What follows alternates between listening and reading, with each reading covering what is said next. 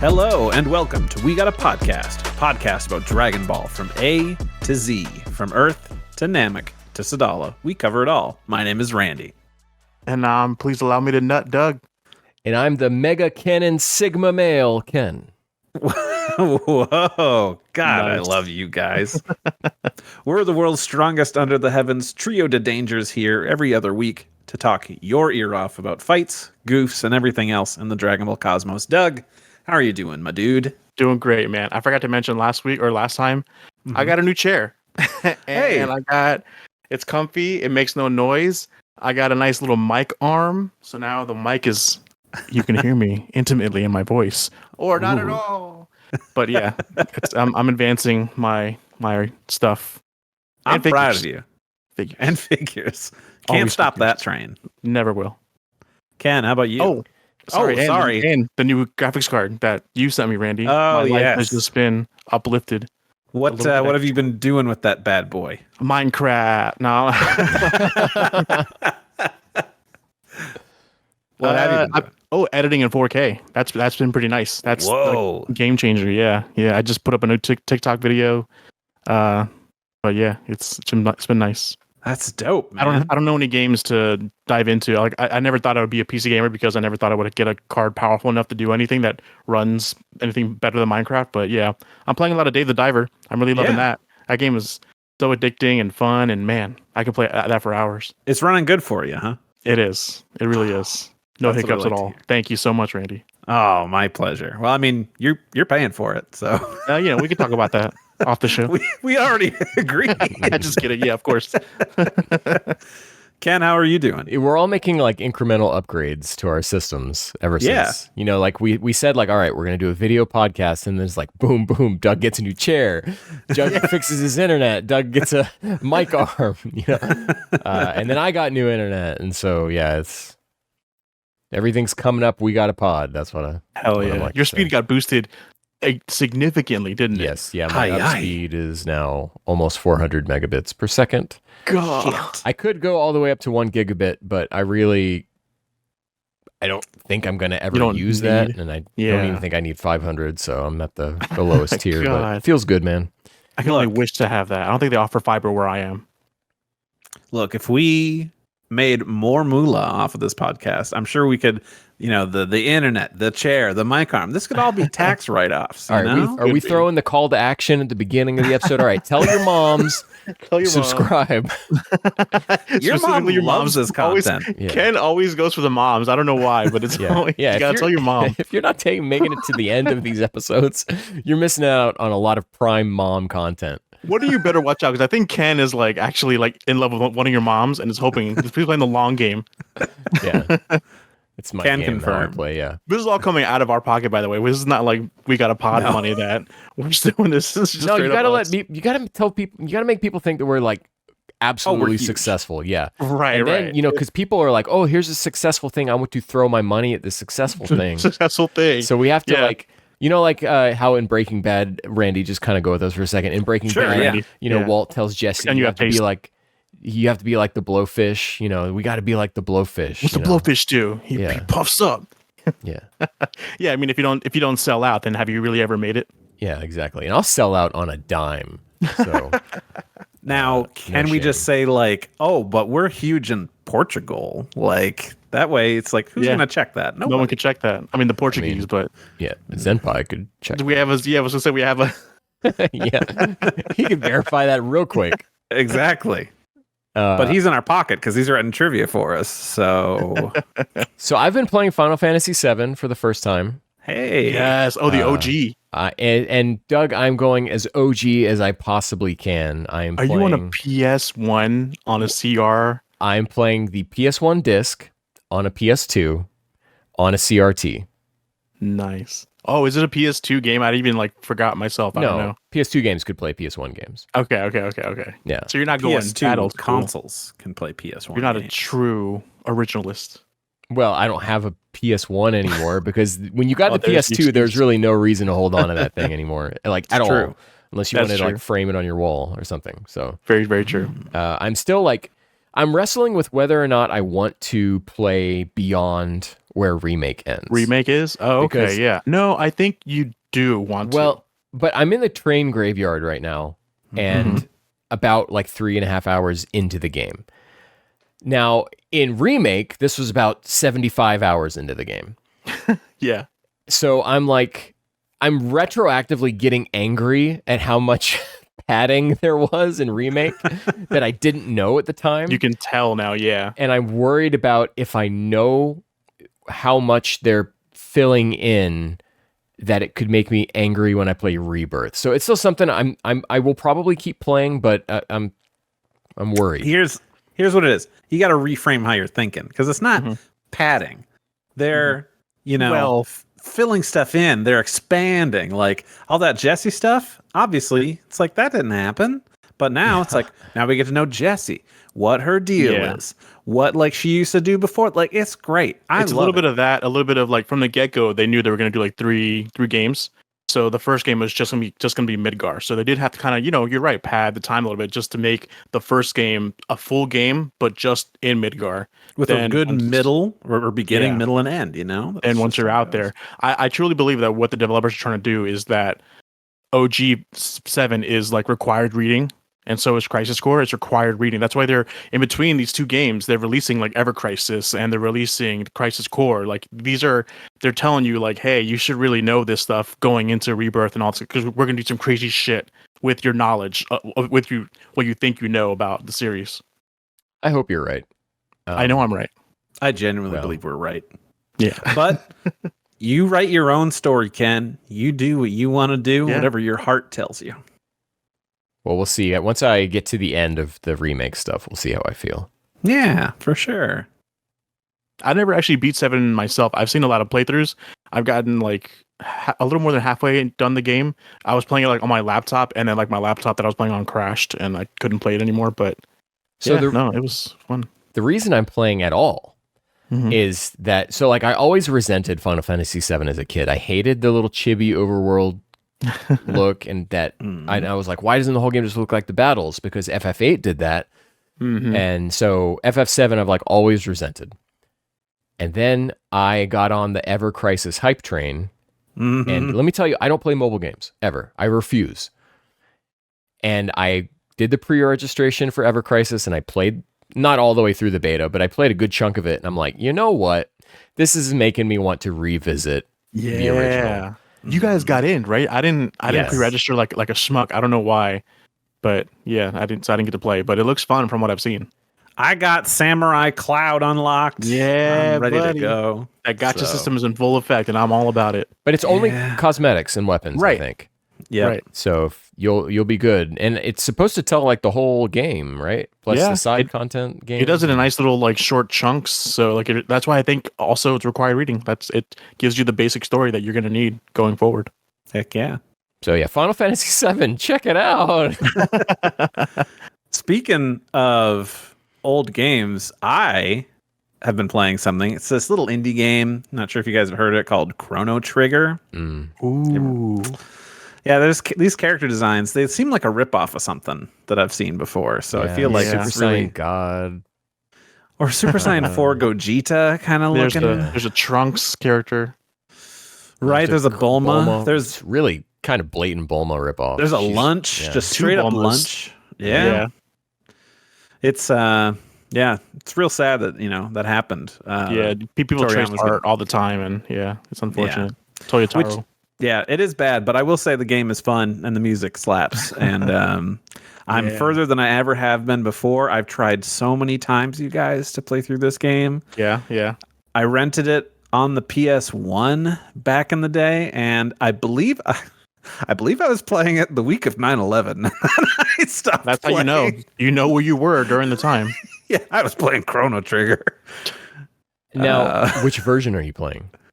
So currently, so I played it on the PlayStation 1, and then later I got the PS3, which was the PS1 game on the digital store.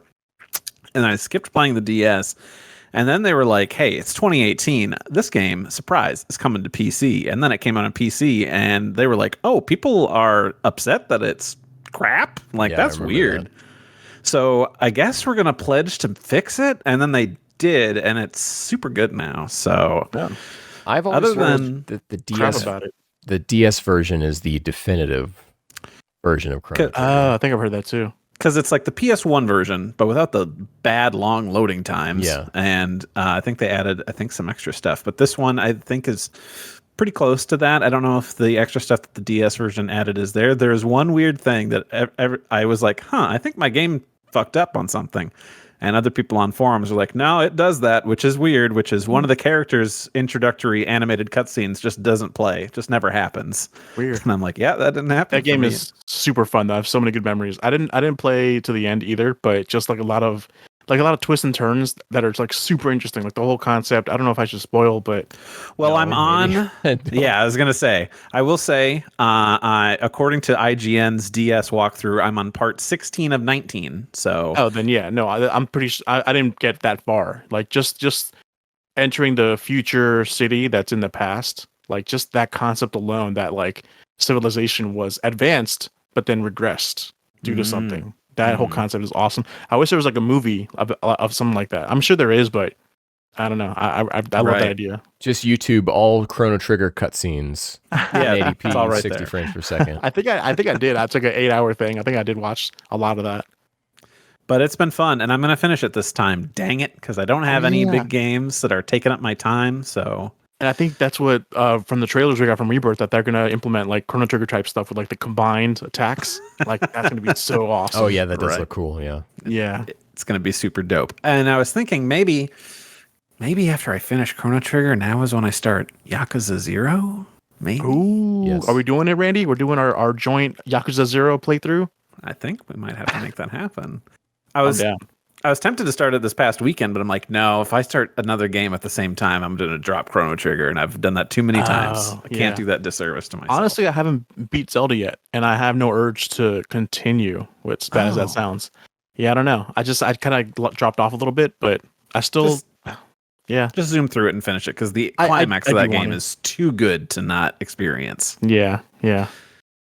Speaking of too good to not experience, guys. Oh boy, what are you segueing here? We're talking about Dragon Ball GT again. I was afraid you were. This train doesn't stop, guys. We're doing our Dragon Ball GT retrospective of auspiciosity here, where we watch some GT. As we let you know, we've been watching it, and then we talk about it in episode chunks. Previously, we've done episodes 1 through 15, so this time we're doing 16 to 18 with a little bit of extra thrown in there. And I guess first we should recap like what has all happened before. Ken, do you want to do this? You want me to do this? I'll put on a grand problem. Yeah. That's true. It's right there for you. Emperor Pilaf, using the Black Star Dragon Balls, accidentally wishes to turn Son Goku into a child. After the wish, the Dragon Balls scatter across the galaxy and must be returned to Earth within 1 year, or else the planet will explode. Goku, Trunks, and Pan rocket off into space and meet Giru, a small robot who eats their dragon radar. The Saiyans search the Sea of Stars and gather 3 Dragon Balls while righting the wrongs of the galaxy. But all is not well, as this string of stellar saves has caused them to cross paths with General Rild and Dr. Mew. And an Ultra Ball from Pokemon. Doug just brings up to play with his toys. So we are covering episodes 16 to 18 this time, and we're going to talk about the English-only recap episode, A Grand Problem. So these episodes originally aired in Japan June 19th, 1996 to July 10th, 1996, and A Grand Problem aired November 7th, 2003. So we'll start off episode 16, which is... Oh, go ahead, I hate Ken. to interrupt, but can we do big picture first? Let's do big picture. Yeah. Let's zoom out. Picture, yeah. Very, very. Yeah. With a moment or two of like, oh, cool. Yeah, a moment or two that I was like, all right, but for the most part, just like, is this done yet? It's hard to say I didn't enjoy the episodes. Like I felt like I was watching them, I was sitting there, and I was just like, I was having a good time. Wasn't taking a whole lot of notes. And I was like, I could sit here and just continue to consume this. Yeah. Right. But I don't... thought all I was doing was consuming, though. Yeah. But I didn't, like, dislike what I was watching. It was just... not engaging. It wasn't. Yeah. Yes. There were some parts that I really liked, which were like almost immediately. I like the third episode of these 3 episodes is Uchiyama. So like the second he comes in, we'll get into it. Yeah. But starting off, episode 16, Machine Planet M2, Giru the traitor? Upon passing a strange-looking planet, Giru tells Pan and the crew that the planet is M2, his homeworld. They decide to stop by so he can visit, only to find the planet seemingly deserted before a trap is sprung. Giru is welcomed by General Rild, who praises his capture of the Saiyans before a Mega Cannon Sigma, a set of super-strong machine mutants, captures Goku and Trunks. The intro of this episode was probably some of the strongest stuff that we watched. Very much so, yeah. It was just sci-fi battle action. Yeah. It reminded me a lot of Ava in the way that like all the data was showing up on the screen and everything. Oh, okay, yeah. But then it's just a video game. I knew what we're talking about. I forgot about of course I don't know GT that well, but as I'm watching, I'm like, this has got to be like a video game. No way they gave Pan control of the ship to dodge all these this fleet. That's too much of an interesting story for them to do. It's just a video game. I knew it. What if it was in media res? Like we didn't see what was happening, and all of a sudden Pan is in control of the ship during, a dog fight, and Trunks is like knocked out in the corner from something. That's what I mean. That would have been super interesting. Yeah, that would have been to start off an episode that way. That's strong. Yeah, GT's not like that. But that's not GT. There's something else we watched did what you're talking about. But. Yeah. I like how this episode starts with Pan and Giru playing this video game and all this stuff, because throughout the show they've been not great friends. Well, at least Giru has tried, but now just the past episode, they're buddies now. So now here they are hanging out playing games. I wouldn't say buddies. They're just I kind of think they're going towards that route, but I feel like it's still very okay. I don't hate you anymore. I think Pan is just very competitive. So she's very where did she must get that from Videl? I was thinking that where is this bratty prideful personality come from? Goku wasn't that prideful at that age, and neither was Gohan. Definitely not Gohan. Yeah, it's not her daddy. Yeah, it's not her daddy, so it's got to be Videl. To follow up on something from last week, we had a comment from Vic who said that around episode 15 was when they started playing music from Path to Power. Is actually this episode 16. Oh, okay. Which one? I don't know exactly, but if you search Kenisu, Kenisu, they've gone through for a long period of time and charted out all of the music in Dragon Ball and which tracks play and when, and they have a long chart of GT as well with, I guess, custom named tracks, and then they have everything color coded, so it's I think bolded black is from Path to Power, and so this is the episode where those Path to Power tracks start to come out. I definitely heard it on one of the next episode or two. Android 8's theme, that seems too familiar, and yeah, it definitely is that Path to Power Android 8 theme song. It's just nice to hear some relatively new tracks versus everything we've been listening to for a while. But yeah, I thought too repetitive. In at least this episode and maybe the next one, the music placement was a lot better. Yeah. Oh, yeah. To the part where how bad it was before. Resenting it, and I was almost kind of living in the moment of where the music was taking us. And I think a lot of that was the Path to Power score carrying the show. Probably. If you don't notice it, it's doing a good job. It's doing its job. Shouts out, if you've never seen Path to Power, check it out, man. We did a watch and a review about it on this year podcast. Yes, we did. So it's been a while. I should have rewatched that, so that way I could be more in tune with this music. I did feel okay, here's some new stuff that I don't think we've heard yet, and this is pretty good. So pretty good is about the way I would say this episode. That's as far as that. I forget what happens in the. Okay, so the latter half of the episode is Giro betrayed. The ground looks so disgusting. That phobia some people have with little balls on the ground, a lot of little dots on something. You know that phobia. I got that for an instant when all the green Giru head eyeballs popped out of the ground because they were everywhere.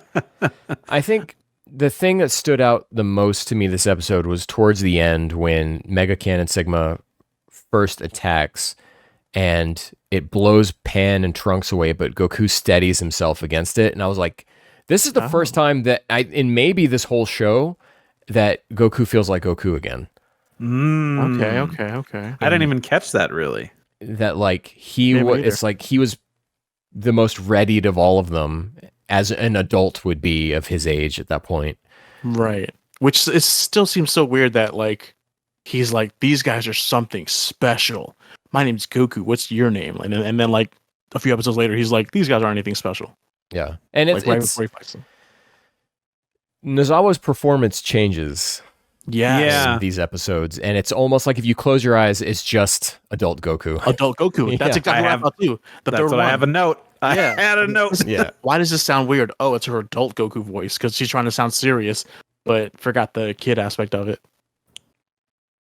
Yeah, man. It's I guess it's kind of a fine line to do because you're playing a character who's what, in his 40s, 50s at this point, and like 50s, body 60s.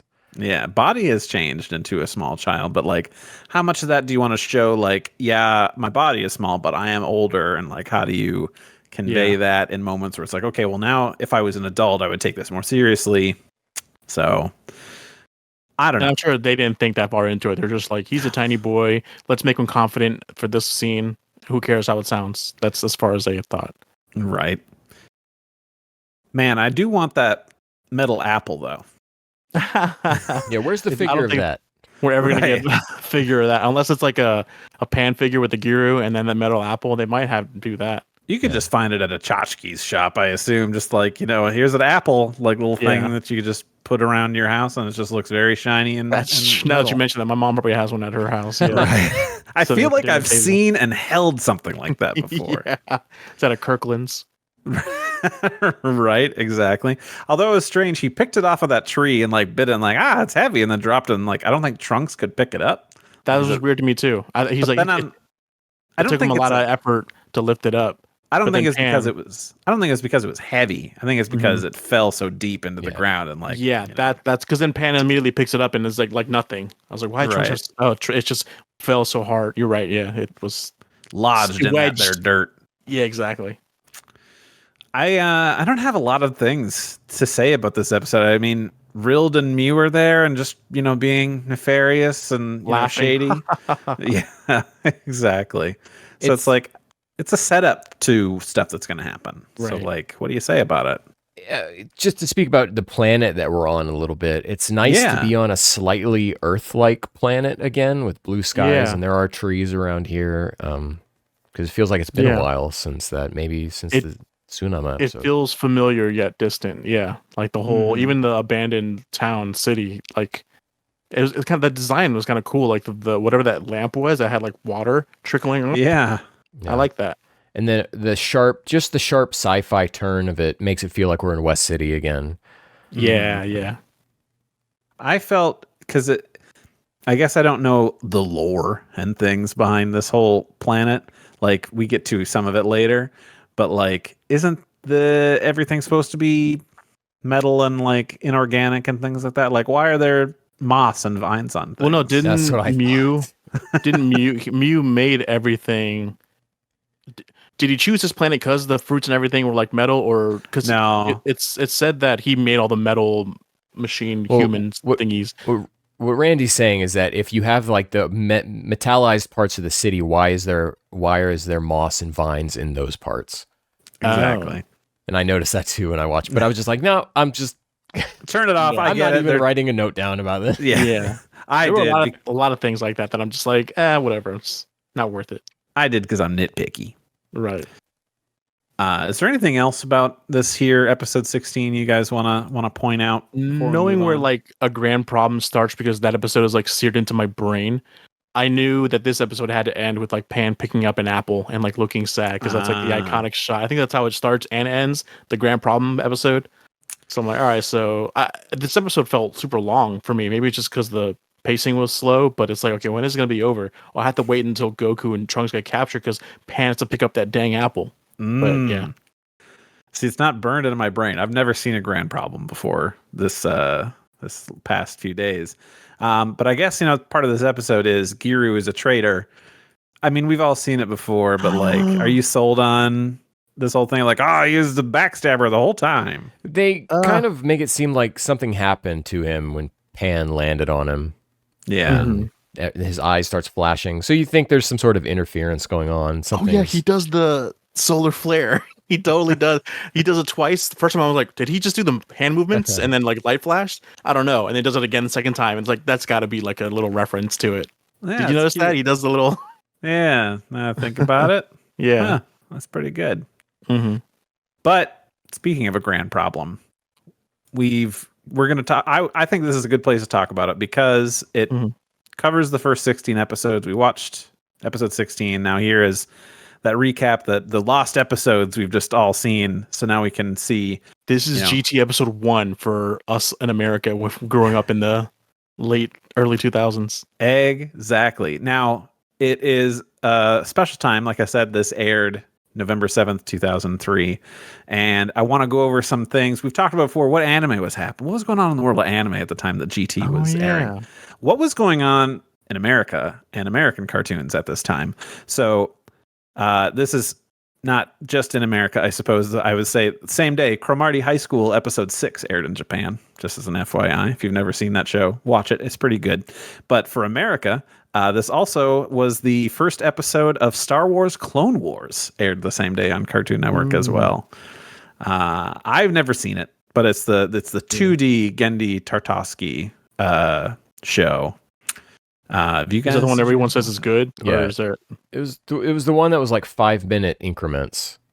Oh, okay. Like they would air a little bit of it every so often, and then like if you watch it now, it's all together. But they would release like small chapters of it. Oh, bite-sized little often, portions. Yeah. But yes, this is the one that everyone says is good. Even though there are some people who like worship the 3D one, but also will tell you not to watch 90% of it.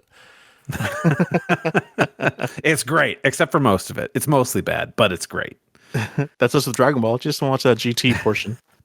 Other cartoons that were airing same day, if you were there in 2003, Fairly Odd Parents, big show at the time. Kim Possible. Hell yeah. The Lilo and Stitch TV series. Oh, okay. Take it or leave it. I love the movie. I forgot about the TV series existing. Kids Next Door. Never watched that. I was never really big into it either. Proud Family. That didn't they? Yes. Yeah. Nice. Transformers Armada. I remember watching that and being kind of disappointed. Well, that was the last like Transformers series without CG in it. Oh, interesting. And it also had a great, spoilers for Transformers Armada. Starscream becomes a good guy, and it's awesome. Whoa. Oh, dang. Yeah. He's not accepting Khan anymore. Yeah. He teams up with the Autobots. It was great. I loved that show. And My Life as a Teenage Robot. These are all cartoons that were airing same day. So it takes you back. It's also interesting about what happened to Toonami at this point in time. What happened to Toonami? It became so when Dragon Ball GT started in airing on TV in the US on November 7th, 2003, which was many months after, about 7 months after the DVD came out. So like I was not even concerned with what was going on with Toonami and GT at this point, because I already had the first 2 DVDs and I watched these and made my decision about whether or not I was going to watch this show at that point. But GT or Toonami was in its phase of getting rid of airing every weekday. So in this period of time when GT started airing, you'd have SD Gundam at 5, Justice League at 5:30, 6 was Transformers Armada, and then 6:30 was Dragon Ball. But on Fridays in that time slot, they would air GT. And this continued on until 2004, and then they switched over to the Saturday lineup.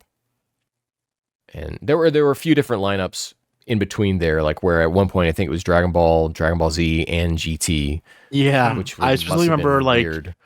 Dragon Ball and GT airing like within the same week, and it's just like watching them both concurrently, like with each other. It was really weird. But then, I remember that time. Toonami moved to Saturdays, and then ultimately died a terrible death, and then is back now, and people love it, and it's great. And what was the anime that it came back with? It was like some devil Dead Man Wonderland. Dead Man Wonderland. I think that's what it was. Yeah. I remember that like where I was that moment Toonami came back. I was like visiting a friend in North Carolina, and like we rented out his like hotel from his like condo development and watched an episode. It was so good because it went, we're way off track now, but when Toonami came back, it was like an April Fool's thing. Exactly. And everyone was like, no, do this. We want that. This isn't a joke. That. We want this. Yeah.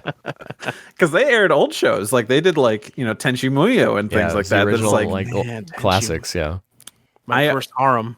My first thing seeing that is like, I wonder what the licensing fees are to get the licensing to air one episode of a show one time. Because they had to clear licensing for these. I'm sure the asking price of Tenchi Muyo is not very high. I mean, everything that's there. Because I think they also had like Outlaw Star. I mean, obviously, these aren't top tier things that are like new. Ouch. I meant like new stuff that is like top of the zeitgeist now. It's no Attack on Titan. Right. Down. Yeah, because, it's just curious. Like, how much does that cost? But I don't know. Things we'll never know. But this show, GT, obviously we start with the opening, which is not Dan Hikari Teku. It's I believe I'm asked to step into the grandest tour there ever was. Not the grandest. There's no words that end in EST in this entire show. Not that fancy. I don't really have an attachment to this because I didn't really watch GT on American television. And I'm not saying that to be like I'm better than anybody who did. I'm just saying I don't have any attachment to this, but I'm sure it resonated with a lot of people. I think Step Into the Grand Tour is as catchy as COVID. Whoa. But I don't know like any of the lyrics to it. Like I think at one point they say something about a bird or something. I think he pronounces Goku correctly. Like Step into the Grand Tour. A whole new adventure begins. A brand new challenge for Goku and his friends. Now he's a Saiyan strong. To life makes him a child again. Are you doing that off the top of your head? Yeah. It's incredible. Right off the top of his dome. But then it's like, it starts to just become like mumbled mishmash and I have no idea what they're saying. Yep.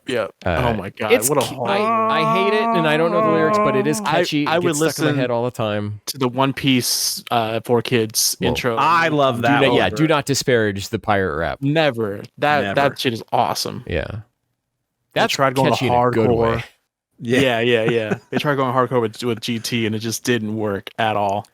Man. I think a lot of people liked it, but not for me. I think so. After having watched this, I said, you know what?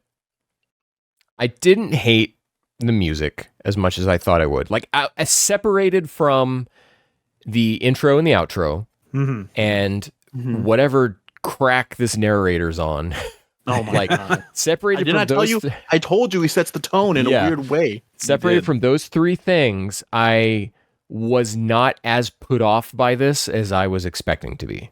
Me neither. I mean, for the music part of it, I didn't really notice it. So it wasn't like off-putting or anything. I'm like, yeah, all right, this jives with, what you're doing.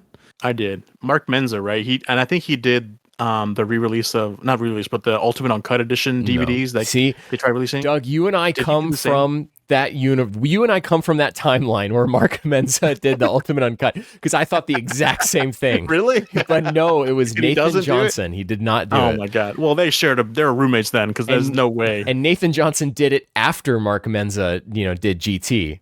Oh, really? Yeah. So I thought the exact same thing. Similar. It has that same vibe, and it just doesn't fit Dragon Ball in the least. Well, because I was so confused because in the opening of this episode, when Goku and Oob are fighting right in the palace in the temple, there are notes to that music that sound like the Ultimate Uncut Edition opening song. And I was like, oh, it's cool. He's remixing the Ultimate Uncut Edition because it's like a nod to Dragon Ball Z. But no, that was composed after. It's just completely a coincidence. Totally coincidence. Also, there were like notes of the Kikuchi We Were Angels remixes from this, but like the dun dun dun, like that. I mean, and that's like in everything. So it's again just another coincidental thing. Like I know Mark Menzo is not watching the Boo arc in Japanese. No. There's no way in hell. So, but I didn't hate the music. I mean, there's like I didn't care for like the droning like undertone to everything that was there, but beyond that, it was okay. I mean, it'll drain on you to keep watching it in English. I think I must have been a dubby still at this time when it was releasing because I remember watching it in English. Even though I own the DVDs, you cannot isolate it from the intro and outro, and even if you could cut those off, you cannot isolate it from the narrator. Yeah, and he like really brings it down. It's so terrible. If they replace those, you think this would be a much more watchable product for you? You'd be like, yeah, all right, I'll toss on the dub for this. There's some real script issues with this dub. Okay. So yeah, I think either nostalgia has me, or I really do find this episode endearing. The acting, like especially like Chi-Chi, like crying about, oh, I'm married to a child now. Like I kind of like felt that and kind of chuckled at it. I've always loved her since Cynthia Kranz. I think she's a fantastic dub Chi-Chi.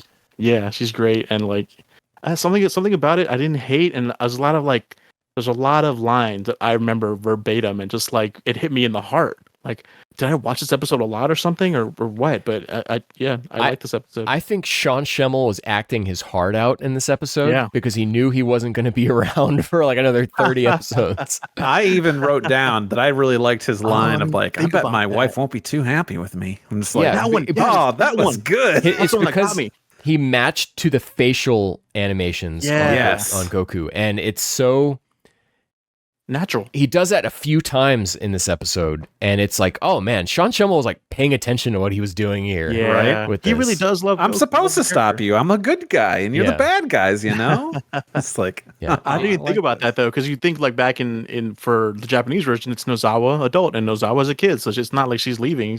But Sean Schemmel must have thought that. Wow, he's just got King Kai after that. Yeah, that's true, and he's not around too often either. Mm-mm. I was also, I guess, the most stuff for Dragon Ball dub that I've seen recently has been the more recent movies, and I really got thrown off when I'm like, oh, that's not the Bulma voice actress I'm used to anymore. So I was like, what the hell? Oh, that's right, they changed it out. Bulma jump scare. Yeah, yeah, because I think what was it, Kai? That it started to be. I think so. Oh, God, Monica Rial. Monica Rial, yes. Yeah. Also, did we explain a grand problem yet? Like we did, or didn't we? Like how we've talked about it a lot on this show generally, but it's a recap of episodes 1 through 16 as the lost episodes, even though they weren't lost, they were withheld by Funimation because they were like, going from Boo to this, like, star-spanning adventure. How well they kind of did take the story and just condense it into a 20-minute episode, and the very like cheesy transition, like the flashback in the beginning. I was like, wow, I could have edited this back in 2003 when this came out. Windows Movie Maker. Windows Movie Maker effect of like the flashback effect, like woo woo woo woo woo, just very wobbly. It goes to Goku, and it's like, you might be wondering how I got in this position. And record scratch. Yeah, it's exactly that. It is an interesting way to start it, though, where suddenly, like, Goku is a child, and he's with adult Trunks, and they're getting attacked and, like, captured. And just, like, if you're watching this and you had no idea what's going on... Yeah, who's Pan Girl?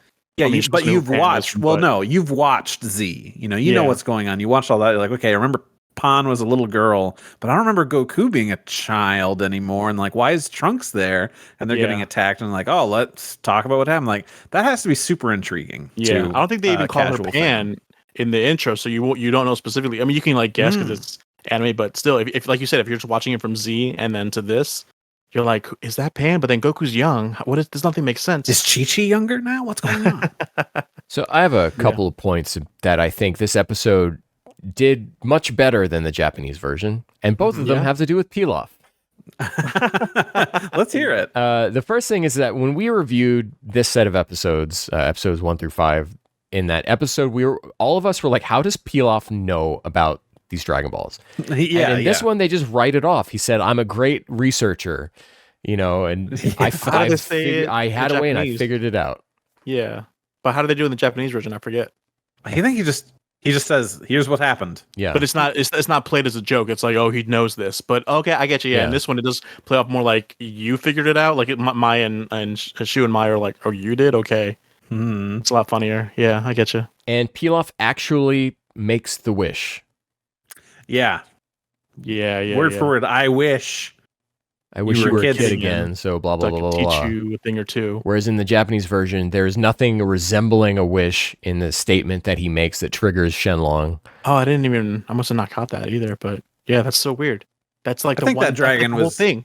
I think the dragon was just getting impatient because nobody said anything. He's like, whatever is closest to a desire, I'm considering a wish because I want to go. I like that. Yeah, that's a good idea. Also, I love the voice actor who does Pilaf, and I think he does Garlic Jr. as well in the dub. It's a lot of character and like a lot of it's unique. I like. Oh, it. He's great. Yeah, I've always loved him. I loved him in Dragon Ball. He's great in GT, and he's especially great in Super. Yeah. The Mai wasn't convincing as an old woman. Like you could tell it was like a young woman playing an old woman voice. And I love Shu too. Shu is great. No. Yeah. Super good. I took a note about Giru when we get to him, and I'm like, this voice is just Meatwad from Aqua Teen Hunger Force with a robot filter on him, and I hate this. Yeah, I wrote that it was a straight up Power Rangers performance. No. Yeah. And what is with this English dub of Dragon Ball? Like, whenever there's a robot, they have to sound like a robot. But in like, the Japanese version, they sound like a regular person talking. But like the Sigma Force or whatever, they're like, danger. The Sigma Force. Now that is a Freudian slip. What did I say?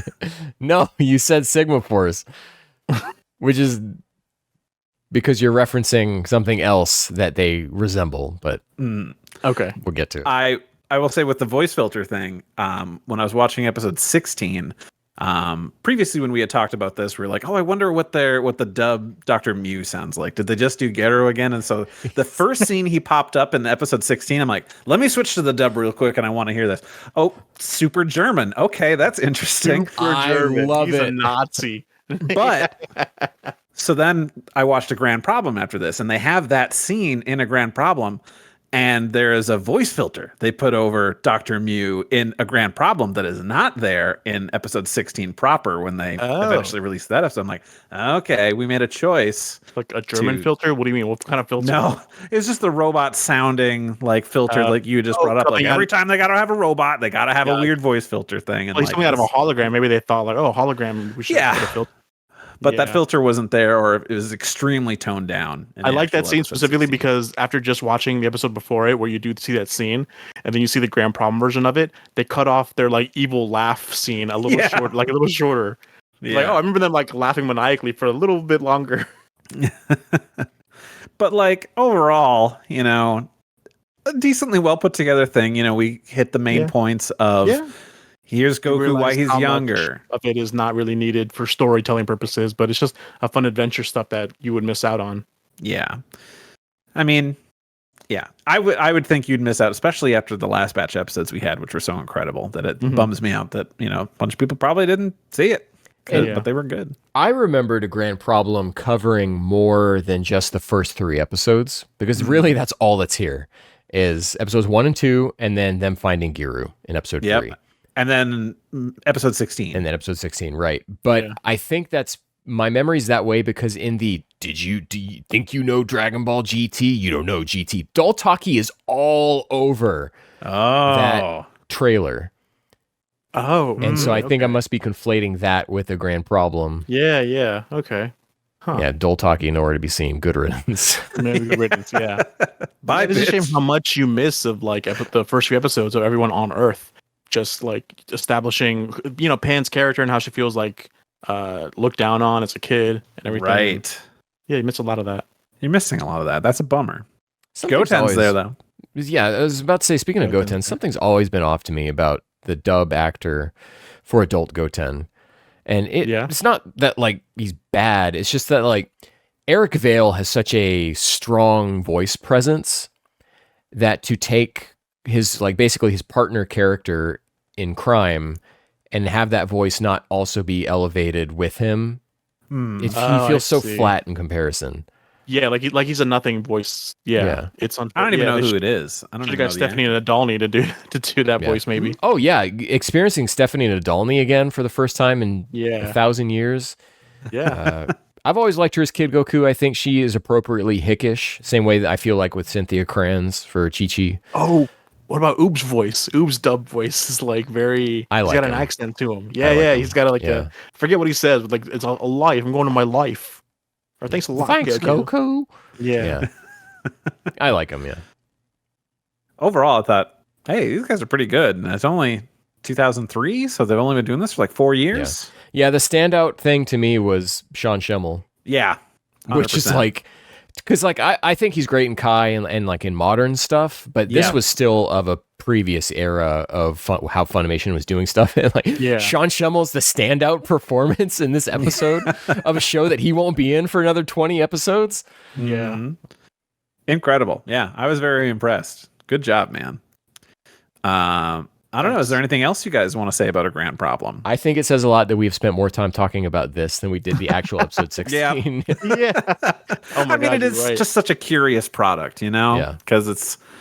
I remember like buying the like lost episode DVDs when they were announced. Like, oh my God, we're finally getting the episodes before this, like before A Grand Problem, and like bought like the box set that came with all 5 discs at once. It was amazing. I'm gonna give a quick shout out to a couple things here. So after we've been doing these episodes, I have now started going back, and I will, after we record our episode on these episodes, I will go and then listen to the Kanzenshuu review of Awesomeness for GT, just to see like, well, how did we align, and I watched the one for 11 through 15, which if you haven't like listened to this episode, go back and listen to it now, if just for the part at the beginning where Mike and Julian are for the first time discovering the names for Beerus and Whis. And wow. We're that old. It's such a time capsule, but to like, they were reviewing these episodes at this point in time before like the resurgence of Dragon Ball, right? And so we're well past that, and we're old grizzled men having suffered through the Tournament of Power, and so we're looking through at GT with a certain lens of, at least it's not that.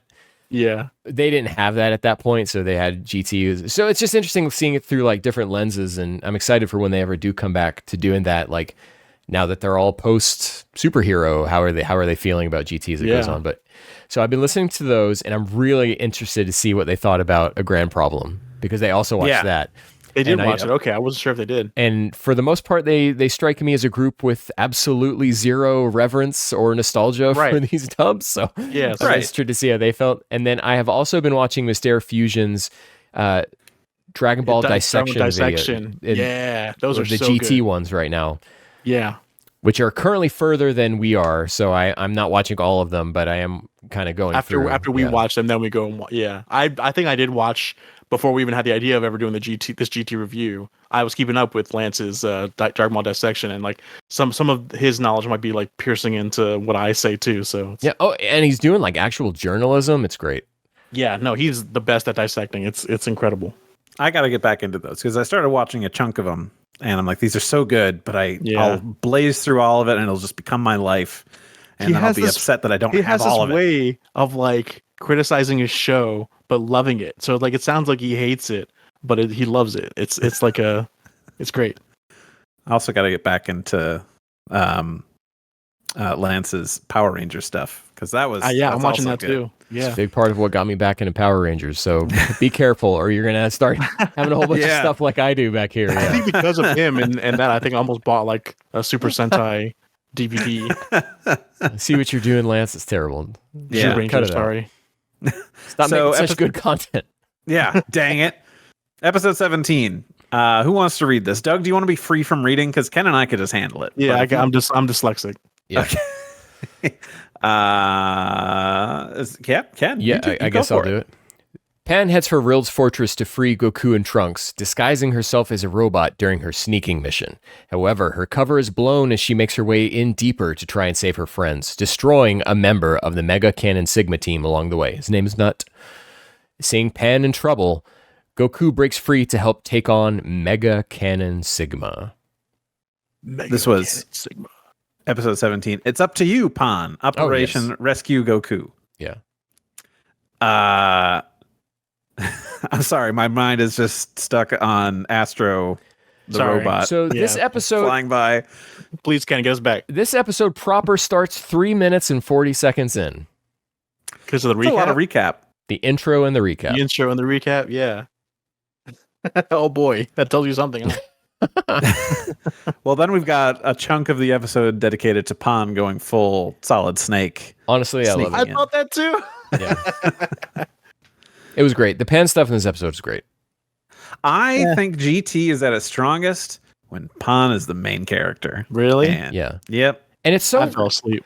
It's so like one thing I've been wrestling with this is I think we talked about it before, or I'm conflating with Dragon Ball Z GT dissection, is that like the GT meaning Goku time, right? Right. But there has been such little Goku time. like no pun intended, in what we've been watching. It's true. It is a lot of it's a lot of Pan. Yeah, and Pan would be the main focus. I didn't really. I don't know. I fell asleep during this episode, but I think that's just because I was tired, and that's just when my eyes decided to give out on me. But I woke up and she was doing the like, I can't believe you traitor, and like she puts her hands down and blasts that nut. Hey, that's spoilers. That's the thumbnail for this episode. I've already made it. It's nice. It was so I misread whenever the Sigma were talking to each other. The Sigma Force, is that what they're called? And the character named Nut, Nutt, was like, oh, please allow me Nut to take her out, like to kill her. And I read that as, please allow me to nut, which is why my intro name was Allow Me to Nut. I'm Doug. I was like, what? Douglas. That's what I read it as, and that's all I thought. I think that's as I was falling asleep. I'm like, that's funny. And then I passed out.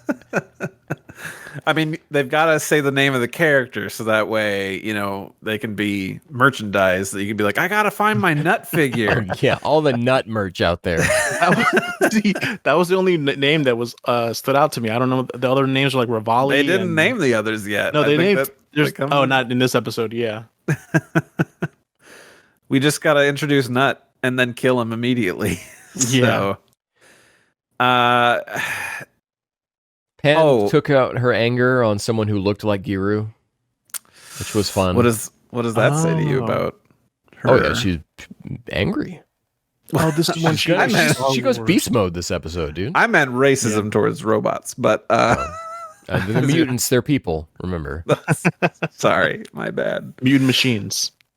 How do you guys feel about when they're scanning, Goku and Trunks, that their battle power is impossible to calculate? Yes, I'm giving 2 thumbs up. Incredible. I loved it. Like allowing like this the past episode we just watched, right? When I talked about Goku like stopping himself, and while the others 2 get blown away, and then them doing a scan of Trunks and then doing the scan of Goku and being like, oh no, what is in this child? I originally thought they were going to scan him and go like, he's a full-blooded Saiyan, like what's the deal with that? But then it was instead like battle power incalculable. Do they know there's Saiyans, or because I know in the dub of Grand Problem they like flat out like, oh, you're a Saiyan, like right when they meet. I think it has only been Regic who figured it out. It's like immediately. Oh, a Ki Blast? Gotta be Science. Oh, that was it? Oh my god. Maybe. All right, here's some headcanon for Regic. Maybe Regic knew Bardock. Here we go. Could tell from I'm signed up. Okay, well, Doug, there's this really cool manga called Super, where Bardock has adventures. Don't even. All right, let's Bardock get back to the around, Grand dude. He has adventures.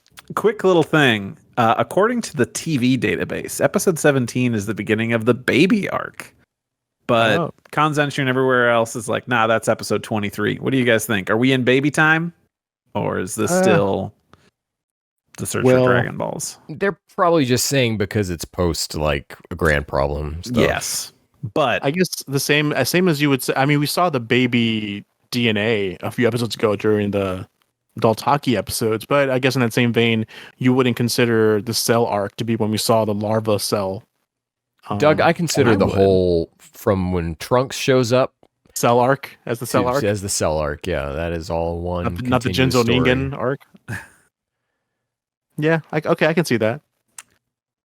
I mean, I would agree that it's episode 23, which we haven't even seen yet. But I wouldn't say that these ones are particularly. I mean, we have Dr. Mew, and then it starts everything off, right? I mean, even I think Lance will tell you that we've always been in the baby arc. Oh, okay. So Baby is episode 1 Baby to is like all around 40 us. something. It's all one continuous story, yeah. Okay. As soon as the Para brothers show up, it's the baby arc. Oh, that's an interesting way to think about it. It's all connected. So speaking of being connected, I like that these robots video call each other, and they can't just like email each other's brains. Like they have to like answer my phone call so we can talk to each other about what's going on. I'm a hologram and I have to talk to you now. Like, I mean, I know that it's cinematic rather than just like, I got an email from Dr. Mew that you just sent straight into my cranium. This is what's happening. I like seeing a holographic Giru like in front of Rild. Yeah, I like that. When he first, that was really awesome. I really like the reverence that Rild has for Giru. Yeah, right. Like you're getting the Medal of Honor. Yeah, like the first. Yeah, it almost plays like an Adult Swim bit or something, or like something from Futurama, some like weird thing where this big muscle dude is all obsessed with like this little ball guy. Yeah. Because you don't think that's going to be the dynamic between these two, but then it's great. That's just you're a hero. Can I get your autograph? I think one of the other Giru bots say that to him. Sorry, DB46492023. You were close. Yeah. That was on top of my head, baby. DB4649 like T2006RS, I think. Something like that. Yeah.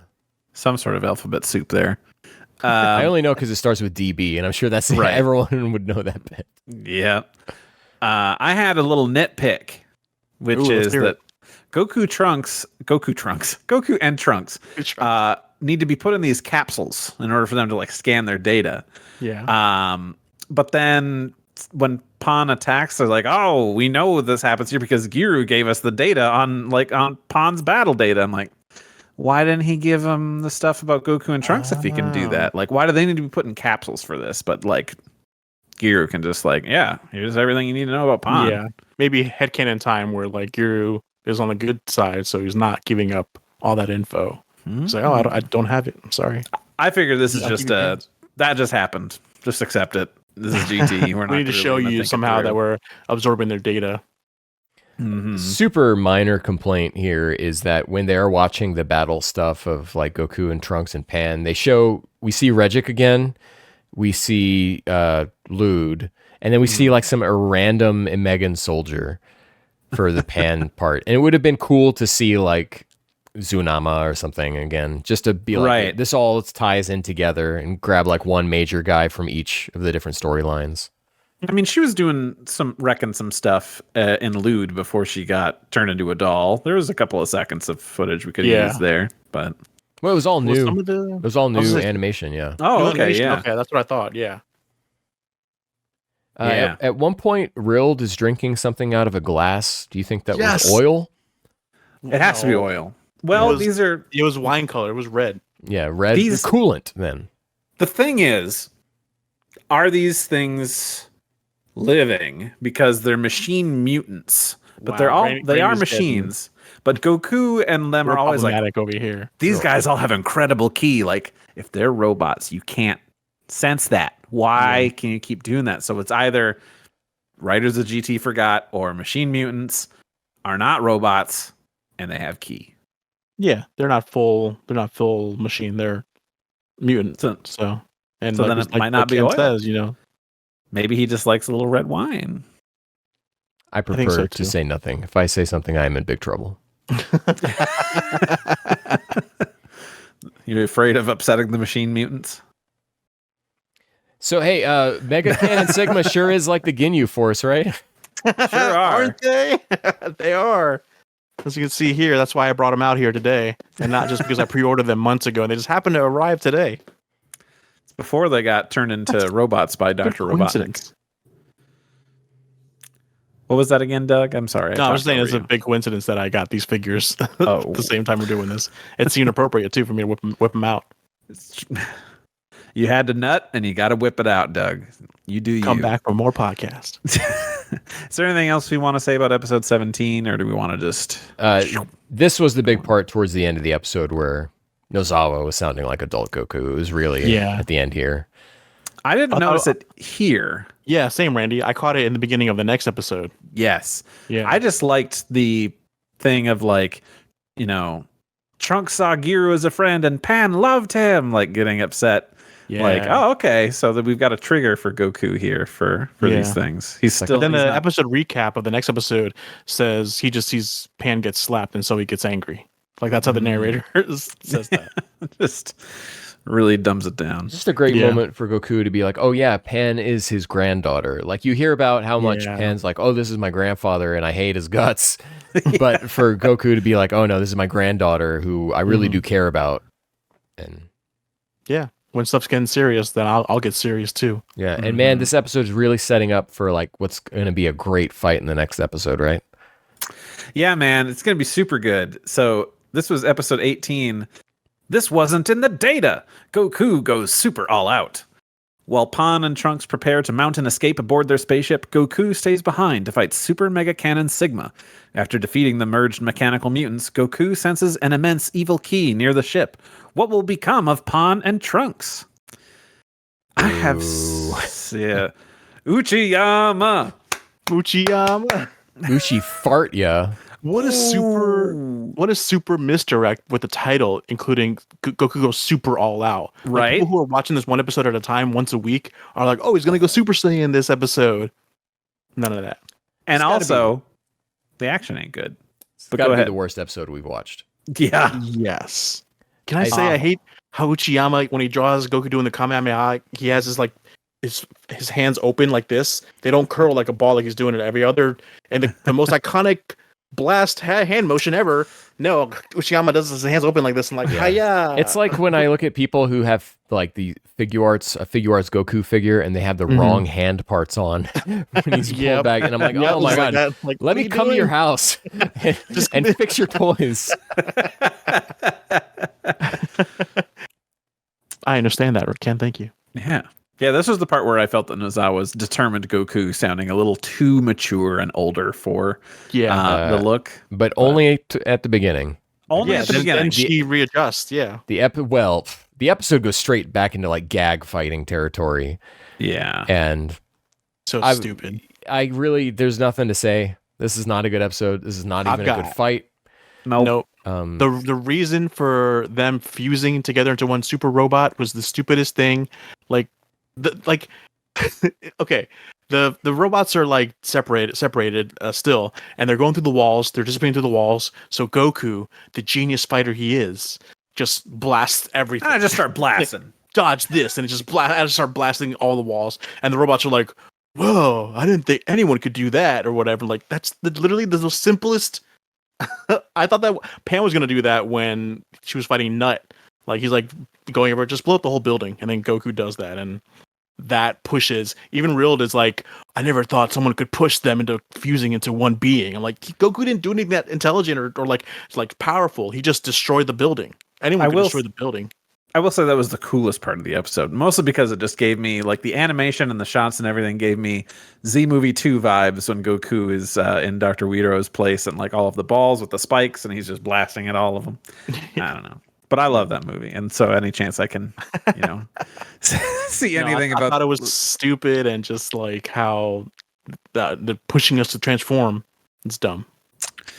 I was also just more disappointed because I thought we were going to go these 3 episodes without encountering Uchiyama. For once, we'd be able to sit here, have we got a podcast episode, and not have to deal with that guy. And nope, he's back. But it got to the point where like I forgot that he was a thing, so that when this episode hit, it hit hard. Yeah, it's always a disappointment when he shows up there. It was so disappointing too because I think one of the first shots is like Goku does the infamous shot where they did it in Dragon Ball against King Piccolo, and he does it to Raccoon? Like he does like the look. Look, and it's Uchiyama, and it looks horrible, but that's what they're trying to recreate. Yeah, just misses the mark at every point. I hate so the robots unite And that's cool. I wonder what they would have looked like if Nut was still around. Where would he have gone? Oh yeah, in that body. You know where he would have gone. Yeah, the come pelvis. on. All right. He'd We're be all super thinking nut. Drill mode would have looked different. That's true. Drill mode. So Goku's hands can hold a drill and not get like burned. Like, you know, Right. That's how incalculable his battle power is. Of course. I don't like that the fight happens, I guess, and like I don't know how Goku is like goes from wow, these guys have incredible ki to like, you guys aren't that strong. And now you're merged and you're still not strong. Like, what? How do we You're a threat to never mind. Yeah, it's just so inconsistent storytelling and keeping up with stuff. It's like a complete 180. Yeah. It's like just change the situation without Like, any when he first said it, was he scared for Trunks and Pan because he knew that he could handle it? But it didn't seem that way, you know? Maybe. It seemed like he was also like, these guys are like, because he says like, I want to know your name. Like he has some kind of respect for them. But no. As I was watching this episode, and not vomiting, like trying your best. And not vomiting. I think this is where after this episode is where I ended GT the last time I tried to watch through it. Oh, no. Wow. I would have wanted to see the real fight because I knew we'd be done with Uchiyama for a few more episodes because he's already done his thing this episode. So he's already know that for sure. Are we sure he's not going to be back in 2 more episodes? Like, guys, guess what? If it follows DBZ rules, it's every 3 episodes that Uchiyama shows up. Yeah, and I'm on the edge of my seat, ready for a Uchiyama jump scare. I think what keeps me going is just remembering an AMV, but back in the day, that used the shot of like Pan kicking Rildo in the face super hard, like, and it's like drawn super well.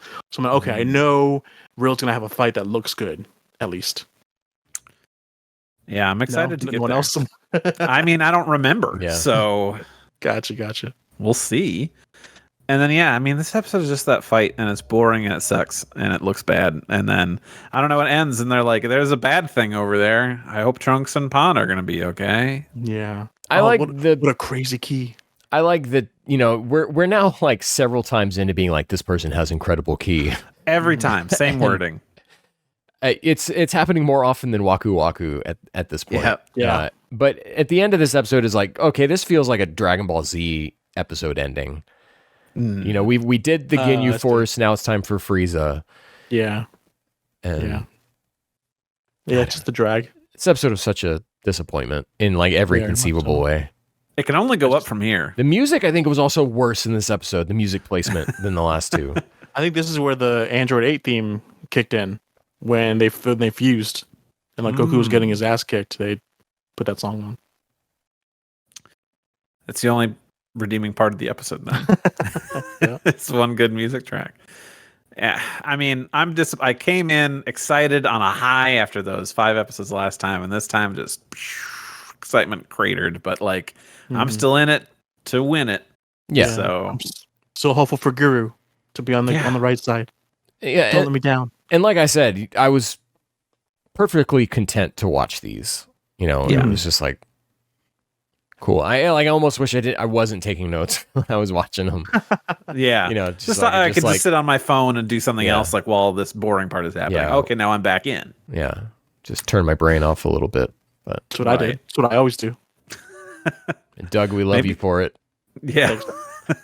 Bringing that casual viewer energy. every morning, or every afternoon, day of recording. What episode are we supposed to watch for today's episode? We're recording in 3 hours. Here's your homework, I guess. Do it now. I got time. Yeah, I got time. Man. I'm excited for the next ones. Next up after these, we're going to be tackling 19 to 22. So we're heading into territory. I have literally no idea how we connect into Baby. Yeah, I also do not remember any of this. Really? So I'm extremely excited to watch this next batch of episodes. So Uchiyama, stay away. I'm actually going to look ahead and see if there's anything that I need to know about these before we get into it. So I said 19 to 22. Yeah. No, Uchiyama, baby. Woo! Boys, we are going to be eating good. Okay. Really? 19. Yamamuro. He's back in a big way. 20, Shigeyasu Yamauchi, if I remember correctly. Some pretty good stuff. By the way, Doug doesn't know any Japanese names, so this all means nothing to him. Episode following Randy's lead. Episode 21, Toshiyuki Kanno. So remember. that's that was the good art in the Ebisawa episodes of Z. Oh, okay. Great. He's Ebisawa's better half. And episode 22, Sorry Ken, Kazuya Hisada. I love it. Okay. I thought you don't like Segasha. That's what. No, I just think Cockpit is better. Okay, that's what it is. Segasha is still like way up there, right? And the only thing I don't like about Hisada is that he draws faces really small. Okay. I thought that was your thing about Shimanuki. You don't like tiny No, Shimanuki I don't like faces. Shimanuki's pretzel twist fingers. All right, fine. That's fine. But I don't know. For those four, like, sounds pretty good to me. Definitely not Uchiyama level. So, I don't know. I saw Yamamuro. I saw Hisada. I got excited. That was like, that's enough for me. 2 out of 4. I'm down. But that and kicks grilled in the face. That's the good one. Let's see. Is there an episode? Is there one called Pon kicks this person in the face? Yeah. No, it's all real to Goku. Oh, and wow. stuff. So we'll see. It's coming up. It's got to be soon. Stay tuned. So yeah, we're gonna do episodes 19 to 22 next time. I'm excited. Look forward to it. But yeah, otherwise, I think that we're ready for a little break before we come back with some trivia and some other good stuff. We'll be right back. And we're back. Oh shit, Ken. Yeah, just a little treat for the video viewers out there. Just did some. What you sense over there? You had to like follow someone's Power Rangers figures. Oh yeah, yeah, that makes sense. Well, you've mastered instantaneous movement, at least within a 5-foot span. So I'm very impressed. We call it teleportation in this house. It's an everyday word. Shunkanito. He's gatekeeping teleportation now. Yeah. I could have gone full Shunkan Ito and been weirdo, but I was like, I'll just instantaneous movement. Look, but I'm a fine. Bukujutsu over there, and we're gonna have a talk. Oh man. Okay, so Bukujutsu, and boy, my arms are tired. God damn it. So we put out a tweet today saying Mecha Cannon Sigma are the primary antagonists of the next batch of episodes we're reviewing, and we need your thoughts. GT isn't without its iconic villains. Iconic. But does this group do anything for you, or is their incredible key just a farce? First of all, yes, iconic. Randy with your air quotes. I love me Super 17 and Super Baby 2. Doug has design. 3 Super Yixing Long figures. You telling me that's not an iconic figure? An iconic character? He's just Gray Spike Man. That's all he is. Let me. I bought all the Ginyu Force figures. I don't think I have any urge to buy all the Sigma figures. I can remember their names. I keep on calling them Sigma Force. No, what are they? Look, they're Mega GX Mega Man. No. They're gonna pop. Nut is gonna pop up on Big Bad Toy Store, and you're gonna be like, "Fucking sign me up for 10 nuts because I need time." You know, hunters have like the deer heads on their wall. I'll have that, except the Sigma coming out of the walls. I'll have it like that. Perfect. I like that. So, Ken, why don't you take this one from Gabby? Yeah, Gabby wrote in at Mozilla Vulpix and said, "Why did they call them Sigma? At least do Delta or something, since there's 3 of them." Oh. And I said, "Well, there's 4." And then she said, "Well, then shouldn't it be Epsilon?" And I'm like, "Good point." So Sigma didn't work. While we were on break, I'm like, let me spend 2 seconds and Google this real quick. Yeah. And according to HEC.ca, so they're the Canadians. You know, they got to know what they're doing, eh? Oh, yeah. So just alienated the entire Canadian audience. They said, what is the meaning of the Sigma symbol? And it says the symbol Sigma is generally used to denote a sum of multiple terms, which is appropriate for a team that can fuse together. It does work for any number of creatures of Sigmas. I will say... We can just say mutants, Doug. That's how they like to be called. Yeah, I'm sorry. I apologize. It's their choice of words, and we should respect that. I'm still learning. Thank you. I will say. Why do we say these things? You started it. Doug, why do you say these things? So this is a Sigma force, you would say. The Ginyus. I will say we don't alienate the Canadian audience because I am always on board to watch. Thought you were going to say you have a Canadian friend. No, I wish. If you're Canadian and you want to be my friend, I'm taking applications. I've got a Canadian friend. And I'm not about to be like all Justin about Bieber? Canada just because of that. Canada's got a lot to answer for. I'll take this one from Gen Haas. At Gen Haas T says, I can't really judge those because I already know the twists that come after, which are all kind of dumb. On rewatch, they just feel like a waste of time for me. Buddy, I'm with you. Buddy. Yeah. That's the one thing I remember from Lance's dissection about these episodes and how dumb the twist is and how it makes no sense and it's just there to be a twist that doesn't pay off. So I know like one technically future spoiler about Mega Canon Sigma, and what happens with them and another character is far more memorable than these characters were by themselves. Separate. Yeah. Yeah, man. I don't know. We'll see. I don't remember a lot. I don't know the spoiler then. Aren't they dead? I thought Goku just killed them. Doug will find out on the next episode. Boy. Of We Gotta buddy. On the next episode of We Gotta Podcast. It's so serious, but lacking energy. Yeah. And I'm just like, okay, well, I'm bored already. Guys, I've got a surprise for you that isn't trivia. I was gonna just say, is it trivia? It's not a surprise. It's not trivia. It's something extra special. Got our first payout, baby. Let's go. We're getting paid. Cheers for everyone. And we're gonna do this live, and I'm gonna stitch this into the show where you all the listeners can hear this. But what I'm gonna do is I had a little fun about a week or so ago. Heath from Kanzenshuu showed up in my home state, and we hung out. We met up. We got some drinks. You're gonna separate those home and state words. Really? Well, I was like, my home state. Well, I was gonna say hometown, but I'm like, I'm not from here, so like that feels weird. But I did a little something, and so we're gonna listen to it right here together, and we're all gonna react to it. Doesn't that sound fun? Yeah, I'm down. All right, here we go. So I'm just here with Heath, and I don't know. We've had some drinks and some cheesecake, and we decided I brought a microphone, and I just have it in my pocket, so I figured I'd get his thoughts. First, Heath, how you doing? I am doing swell. What was my answer earlier? I said I was stressed and tired, but doing well. So I'm going to go with that. Perfect. The real big question, though, I have to ask, that everybody's always asking. Everybody. Z-Movie 6, thoughts? How long do we have? As long as you need. So we had a brief discussion, just to be perfectly candid, that this wasn't scripted, but we at least discussed it briefly earlier. And my thoughts initially are mostly whatever Ken thinks of this movie is completely wrong. And he is so far out in left field that he doesn't even realize it.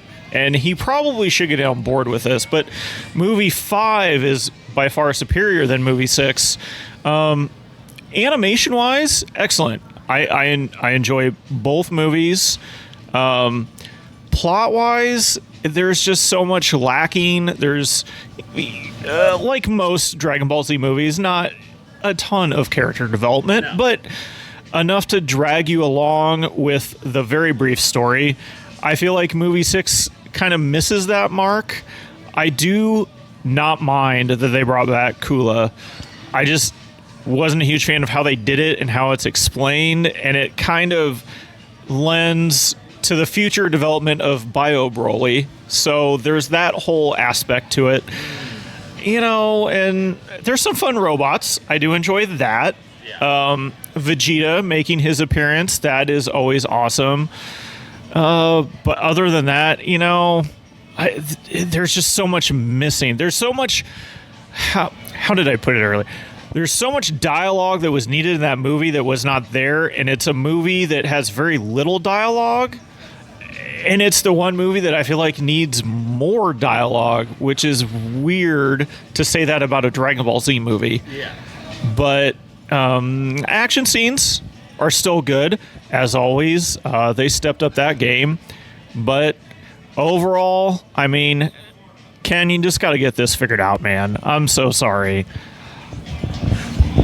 Well, that's great. I'm glad that, you can set the record straight and put Ken in his place, because that's what we're here to do. These are the important issues. But we're pretty embarrassing right here in the middle of a restaurant. I think Stephanie is cuddled up. She's perusing Facebook.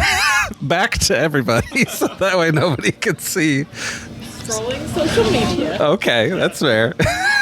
But that's basically it. This is just going to go randomly into an episode. Any other last things you want to get out before we go? Sure. So, I traveled up to the Great North here to visit Randy, and it's always a pleasure to get together with him. We've been friends for years, so it's just always nice to we usually get together and just eat and chill and hang out, so it's always nice and casual. And the last time that Randy and I got together, he did not have a podcast. And now he does have a podcast. So look at that. And congratulations on that, by the way. You guys have been doing a great job trying to steal our content. And I really appreciate that. No problem. And thanks. It's a big honor to hear that. And I think maybe you should just jump ship. Join our side. I'm sure Mike would love that. If you need enemies, I'm sure that can happen. I won't do that. I don't need any more enemies than I already have. Well, thanks again, Heath, and thanks for coming up to visit. Anytime. We'll be back. All right. So that was our little conversation. I feel that we might have put Ken on blast too much. I don't know. Ken, how do you feel? He deserves it. Deserves it. I feel that Ken deserves it. I was going to have a discussion with you guys about this because we've talked about revisiting Z Movie 6. Right. And yes. I was going to have a discussion with you guys about, Mike has offered interest in doing this with us and revisiting Movie 6. And I was going to talk to you guys about I know it's a lot of work for Randy to edit another audio track, but now, having brought Heath into this, I am telling you guys that we will be doing that episode with Mike because Mike is on the side of reason. Fellow defender of Movie 6. So Mike and I will see you in small claims court. Whoa. Bring it on. All right. You better bring all your coolers because you're going to need them. No, I have to let Mike know that I've just said he's doing it. Yeah. He's definitely coming on. Yeah. Oh, you just reminded me, I bought one of those metal coolers. SH Figure Arts. Should have bought 1,000 of them. That. I can't help myself. Should have bought 1,000 of them. Otherwise, it's not I cool. would have bought 3 if it was reasonably priced, but with their stupid $120, I barely bought 1. I will get whatever version they make that's not metallic and it's just the green and the silver. Sure. Yeah. I will get I like the gimmick of the metalness. That's how it's intended to be. It's just because he's on Namek that he's greenish. Yeah. Right. But yeah. But it was a good time. It was nice to meet up with Heath. He comes up here maybe once a year, every year or two. It was so surreal to hear his voice coming on. I don't know, just hearing his voice with you. It's whoa. I've been hearing that voice for years now. Just to hear it talking with you is I feel like I was there. I wish I was there. Well, you could have been, but your mom. She didn't listen to the podcast. That's true. Did you think it was weird when I was talking to Heath on the Kanzenshuu podcast? No, because that's an inappropriate Kanzenshuu podcast. Not allowed here. Not allowed here. It was like when you see your teacher outside of school. At the Exactly. Yeah. Oh, okay. Yeah. I seeing a dog walking on his hind legs. Yeah. I always hated when that happened. Mean Girls reference. But I was the weirdo who brought a microphone to a bar. So. That picture you have of you with the microphone. Hilarious. It's just lucky that there was no one around you at the time. Yeah, it was very dead. There was a big table next to us that was there for an hour, and I'm like, well, they're gonna hear weird conversation. Were you at a Fridays or was it just random bar or what? It wasn't a Fridays. It was a one and only place. I don't remember what it was called. It was like a local bar. Yeah. Yeah, and what's your social security? Don't dox yourself. Yeah, don't. Yeah. I wasn't asking you to dox yourself. I just. I won't, but I do want to shout it out because that place did rule. Let me find it here because it's near. For all you fellow Minnesotians. Yeah, I mean, Minnesota. there are dozens of us. Dozens. Dozens, I say. Sarna's Classic Grill. That's the And name you're of the gonna have to place. figure out how to spell that on your own. Yeah. I could do it for you. SARNA. We're trying to give you an Come out, on. Randy. Yeah, Randy. It's not next to me. Doxing yourself. I had to drive a reasonable place because Stop where saying Heath how many was staying, miles. Don't say how many miles you had to drive. We don't need to know the radius. You need 2 keys to get into my apartment. I'm just saying. You're not getting in. Well, Goku can feel both of them, so how about that? Let's Only if they're Segue. incredible. awesome. Sugoi. These Sugoi keys. So that was a lot of fun. Heath, thanks for coming up. If you're listening to this, I appreciate it. And we're going to have you on for an actual episode sometime. And we won't talk about Z Movie 6 because you already got your thoughts out. And we're going to small claims court. I don't want to say anything without my lawyer present any further about it. I'm your lawyer. Oh, God. Good luck. So we've got trivia. And I know it's always exciting, Doug, that you're trying to be in it to win it. But unfortunately, Ken threw down the gauntlet to Zenpai. Oh, yeah. Said, make it harder. Senpai had it on Doug level. But He had to tune it. Ken said, beef it up. I like mine spicy, extra spicy. So again, we're here with some trivia content courtesy of Zenpai, and we're going to do our normal thing. You guys ding, raise your hand, first one, and you guys get a chance to answer. So question 1, what was the final win ratio between Pan and Giru? Ken.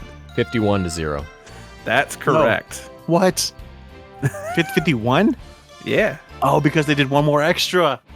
Oh yeah, those images were awesome. Like Pan, like bandaged up. Like I want an image of like us like that. Like when I lose these trivias, we need like an image of me like bandaged up and just looking like all disheveled. It's the Street Fighter 2 thing where after you're beaten up, you look beaten up, you know? It was like really that. drawn really well. That's one thing that was impressive. I like that. Okay, guys, here's the real deal. Question 2, what is Giru's serial number? I'm gonna try. Okay, Doug, take it slowly. DB 4649 T 2003. I think the T is after. Ken said the T was before, but I'm gonna say the T is after that. And that's so it. you're saying DB 4649 T2003T? Take out the first T. And then, Take out the first T. Okay. Yeah. And that's where you're going. Yeah. Final answer. Just go. That's it. Nope. Ken, do you want to try? DB4649 T2006RS. Damn it, Ken. RS. And he was there. Dang it.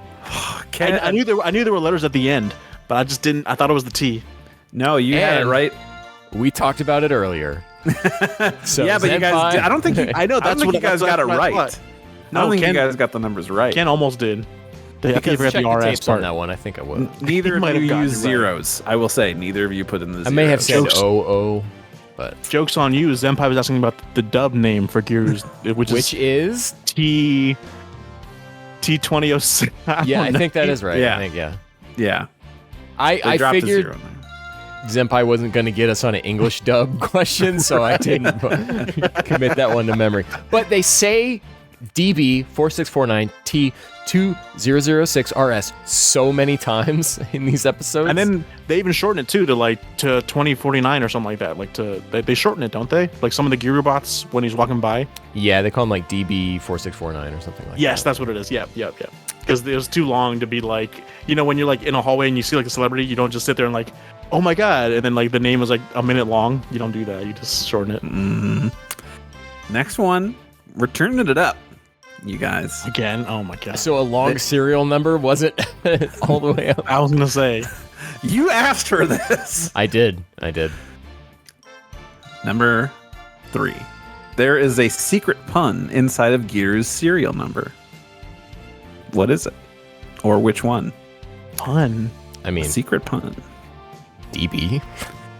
Secret, not plainly obvious that even a child could notice, Kenneth. Ouch. 46, 49. Oh. Can I go 46 is again? Yeah, volumes sure. of- You Yeah, didn't raise your Terminator hand. 2. Terminator 2. T2. Maybe, but that's not what Zenpai has here. Doug, you're never going to get this. I'm so sorry that this is Okay, an okay. unfair advantage. All right, so it's not 46 is like the manga volumes of Dragon Ball. 2006, 5 years after 9/11. Yeah, he knew. Gear was a conspiracy theorist. Okay, so I'm going to read you verbatim what Zenpai has here. DB obviously stands for Dragon Ball, whereas the first four numbers, 46, 49, if read with the Goro Awase Japanese number pun system, can be read as Yo, Ro, Shi, Ku. So the beginning of Gear's serial number can be read Dragon Ball Yoroshiku, meaning Dragon Ball best regards, or Dragon Ball nice to meet you. Nice to meet you. Oh, cool. That's pretty neat. Yeah. Weeb alert. Ken, I feel like you're just out to insult Zenpai, a pillar of the community and good friend of the show. Stop. Yeah, doing I'm out here insulting professional Japanese translators. All right. Question 4. What are the names of the 4 members of Mega Canon Sigma? Oh, man. My answer is no. I don't know the fourth one. Whoever can give me the most wins the point. Okay. Hey, I got Nut. Neji. I got Nut, Rivali, Zelda, and Link. So, Ken, you've got Nut, you've got Neji. Neji, that's right. I was like, oh, Naruto. They got Naruto in my Dragon Ball. That's the only reason I remember it. Yeah. Yep.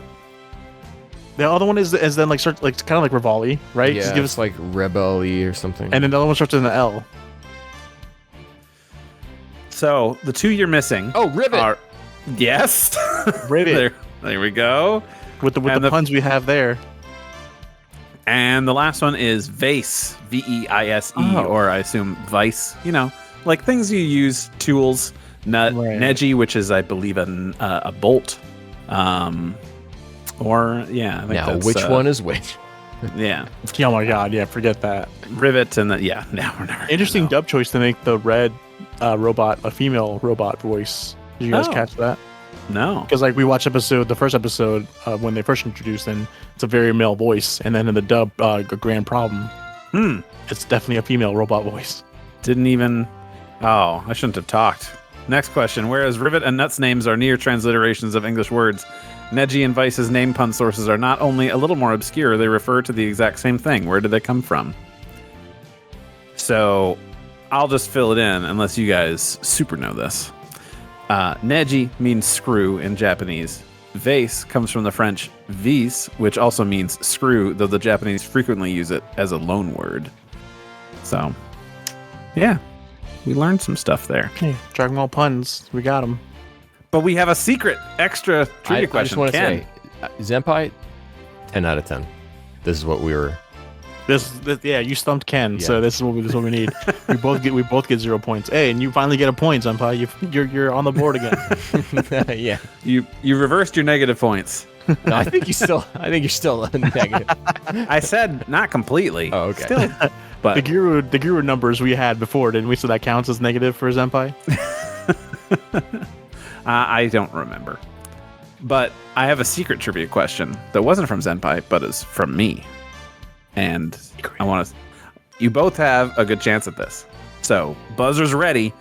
Name all 3 types of media that a Grand Problem was released on in the United States. Doug.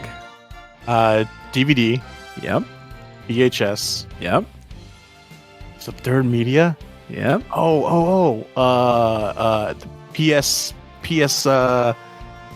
Is it P or Vita? I'm gonna say PSP. The UMD disc. The UMD disc. The UMD discs. Unfortunately, that is not correct. Ken, would you like to try? DVD, VHS, and Game Boy Advance video.